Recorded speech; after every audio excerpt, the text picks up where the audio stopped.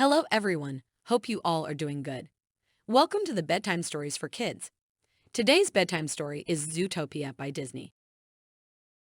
The story begins with Judy Hopps, an optimistic and ambitious young rabbit from the rural bunny burrow who dreams of becoming the first rabbit police officer. Judy Hopps was excited. She had graduated at the top of her class from the police academy.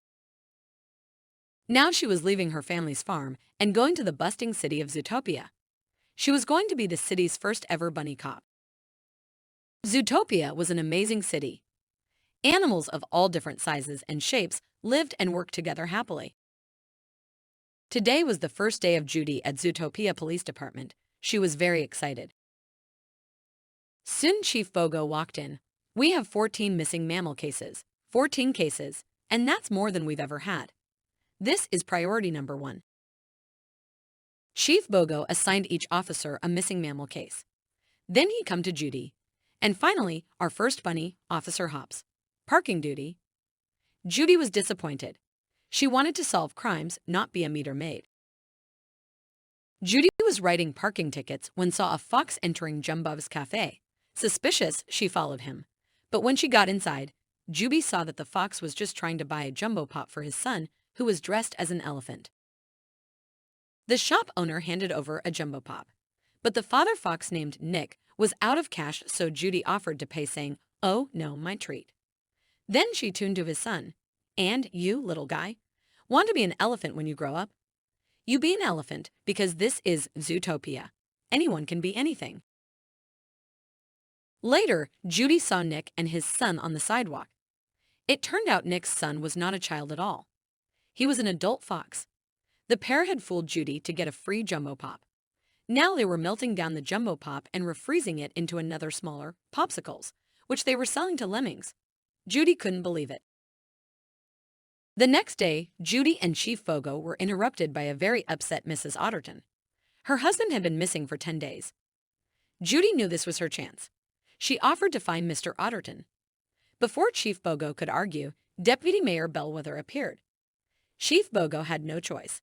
"I will give you 48 hours. Judy gulped. Okay, deal." Judy's only clue in the case was a photo of Mr. Otterton. In it, he was eating a popsicle. That meant Nick knew him. Judy went to find the sly fox. She tricked him into admitting that he committed a crime and made him agree to help her. Judy and Nick soon found out that Mr. Otterton had been seen getting into a car with the license plate 29THEO3. The pair went to the DMV, where Nick's friend Flash the Sloth worked. Judy approached Flash. "Well, I was hoping you could run a plate for us." Flash agreed, but the sloth moved so slowly that it took him all day to get Judy the answer. Finally, Nick and Judy learned that Mr. Otterton had been driven away in the back of a limo. The duo tracked the limo to a parking lot. When they looked inside, they were shocked. The back seat was ripped to shreds. The two went to find the driver, a jaguar named Mr. Manchus. When Manchus opened his door, the pair saw that he was badly bruised. He told them that Mr. Otterton had attacked him. "Whoa, a teeny otter did that?" Mr. Manchus explained that Mr. Otterton had been mumbling about night howlers before he went savage. Suddenly, Mr. Manchus dropped to all fours. Without warning, he lunged at Judy and Nick. He had gone savage too. Nick and Judy tried to capture Mr. Manchus, but he had escaped. Then Nick had an idea. They could use the traffic cameras to see where the savage Mr. Manchus had gone. Nick and Judy visited Deputy Mayor Bellwether. The two watched on her cameras as a group of wolves hopped out of a van and grabbed Mr. Manchus. Nick studied the screen. It didn't take him long to figure out where the wolves were going, the Cliffside Asylum. Judy was impressed. "Well, look at you, junior detective. I think you'd actually make a pretty good cop." When the pair reached the asylum, they found rows of cages with imprisoned predators, including Mr. Otterton. Judy counted the cages: 11, 12, 13, 14. Chief Bogo handed out 14 missing mammal files. "All the missing mammals are right here." Suddenly, Nick and Judy heard footsteps. The pair hid. A moment later, they heard a voice. It was the mayor. He knows all about the savage animals and was keeping it a secret. Taking out her phone, Judy recorded the mayor. The pair narrowly escaped. Back at ZPD, Judy presented her recording to Chief Bogo. Impressed, he let her arrest the mayor. A short time later, the newly appointed Mayor Bellwether held a press conference. When Judy was asked to speak, she presented the facts about animals who had gone savage. All we know is that they are all members of the predator family. Thousands of years ago, predators survived through their aggressive hunting instincts. For whatever reason, they seem to be reverting back to primitive savage ways. Nick was hurt by her words. Did she think he could turn into a savage predator? The press conference divided Zootopia. Soon it was prey versus predator.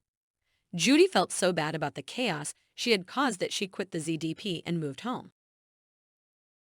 A few days later, she overheard her father scolding some kids for running through the flowers at the edge of his fields. When Judy heard her father's friend Golden refer to the same flowers as night howlers, she realized something. Night howlers aren't wolves. They're flowers. Judy jumped in her family's blueberry truck and drove back to the city. She found Nick and apologized to him. I was ignorant and irresponsible and small-minded. I have to fix this, but I can't do it without you. Nick knew Judy was sincere. He forgave her. Judy told Nick what she had learned about the flowers. Together, they followed their clues to a secret lab in an abandoned subway car. Inside, a group of rams were turning night howlers into poison pellets they could shoot at predators to make them go savage. Judy knew what they had to do. We need to get this evidence to the ZDP. For evidence, Nick managed to hold up a case with a gun and a night howler pellet inside. The pair raced through the Natural History Museum on their way to ZDP. Suddenly, Mayor Bellwether appeared. Judy explained what they had learned, but Bellwether already knew. She was the one making the predators turn savage. As Nick and Judy dashed for the exit, the rams knocked Case out of the Nick's hands. Bellwether pulled out the gun and shot Nick with the poison pellet. Nick dropped to all fours and lunged at Judy. He had turned savage. Judy backed up. So that's it. Prey fears predator and you stay in power. Bellwether smirked. Fear always works, and I'll dart every predator in Zootopia to keep it that way.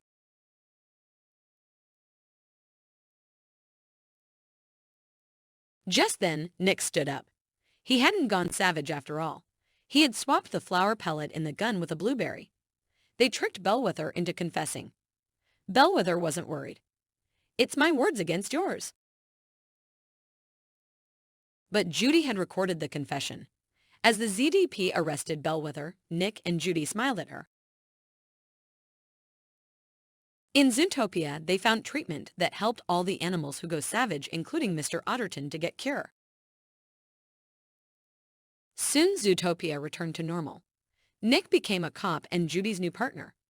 Judy even gave the commencement speech at Nick's Police Academy graduation. Judy smiled at Nick proudly. Thanks to the two of them, the residents of Zootopia had learned that working together, they could all make their home a better place. The story concludes with a message about the power of understanding, acceptance, and the importance of overcoming prejudices within oneself and society. Judy becomes an advocate for change, promoting unity and tolerance in Zootopia. The end.